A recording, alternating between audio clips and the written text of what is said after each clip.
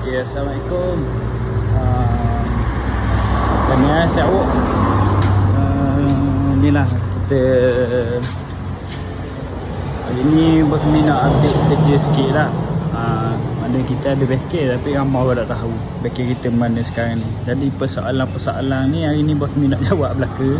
Apa Mi daripada bengkel besar, lepas tu Mi pindah ke bengkel kecil. Bukan kecil lah, maknanya kita cari tempat yang strategik lah. Jadi bengkel kita duduk dekat Bukit Payung dan servis yang sama je kita buat.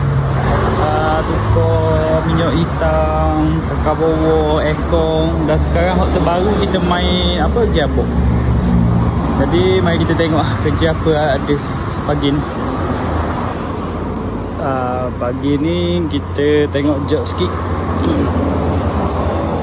Okay, Azia ni kita nak buat brake pad, batting, lepas tu bearing belakang dua. Honda ni kita nak buat kakak bawah.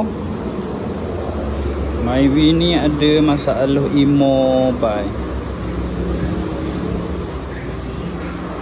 Zora ni tengah pasang gearbox. Overhaul.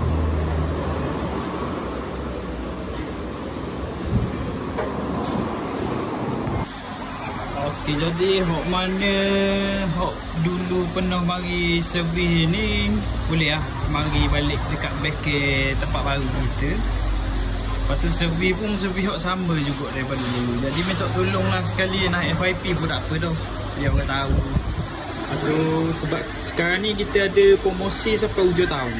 Dan bukan sampai hujung tahun je, tiap-tiap minggu, tiap-tiap bulan kita akan buat promosi. Untuk minyak, dari segi servis enjin, brake pad, suspension, gearbox, aircon, mana ada masalah kritikal tu boleh lah kalau nak jimat-jimat. Jadi si awak jangan lupa support kita deh, bengkel baru. Kami minta tolong share belaka. Mana terdekat dengan area Bukit Payung, Marang dan Kuala Terengganu dan seangkatan dengannya. Terima kasih support Teo Bekat Garang.